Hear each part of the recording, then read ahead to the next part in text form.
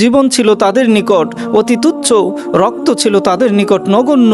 তাদের নিকট ইসলামই ছিল একমাত্র বিষয়। পৃথিবীর বুকে ইমানের পতাকা উঁচু করাই ছিল তাদের একমাত্র উদ্দেশ্য।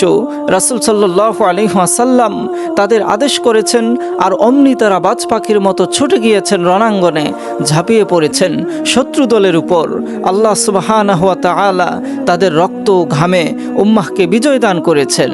হে তরুণ, হে উম্মার প্রাণ শক্তি, তোমাকে বলছি শোনো, মুসলিম উম্মাহর শক্তির কেন্দ্রবিন্দু হলো তরুণ ও যুবশ্রেণী। ইতিহাসের পাতায় গভীরভাবে তাকালে দেখা যায় যে মুসলিম উম্মাহর বিজয় সূচিত হয়েছে তরুণদের রক্ত ও শ্রমের বিনিময়ে। আল্লাহর জমিনে আল্লাহর দিন বিজয় করার পেছনে মূল নিয়ামক শক্তি ছিল মুসলিম যুব ও তারুণ্য। কারণ তাদের বাহুতে আল্লাহ সুবহানাহু ওয়া তাআলা দিয়েছেন শত্রুকে কুপকাত করার অদম্য শক্তি, তাদের শিরায় দিয়েছেন অপ্রতিরোধ্য দমনী, তাদের অন্তরে দিয়েছেন ইসলামের জন্য অপরিসীম আবেগ। ইতিহাসের পাতায় সাহাবাই কেরাম রাদিয়াল্লাহু আনহুমের অবদান লেখা আছে স্বর্ণাক্ষরে। আল্লাহর রাসূল সাল্লাল্লাহু আলাইহি ওয়াসাল্লামের চারপাশে থেকে যারা রণাঙ্গনে রক্ত জড়িয়েছেন, ছিনিয়ে এনেছেন বিজয়ের মাল্য, তাদের অধিকাংশই ছিল তরুণ।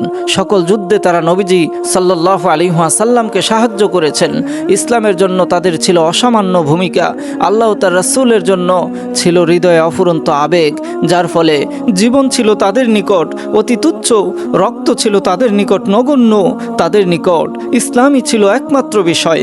পৃথিবীর বুকে ইমানের পতাকা উঁচু করাই ছিল তাদের একমাত্র উদ্দেশ্য।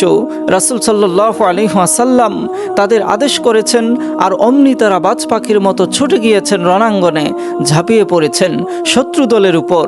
আল্লাহ সুবহানাহু ওয়া তাআলা তাদের রক্ত ঘামে উম্মাহকে বিজয় দান করেছেন।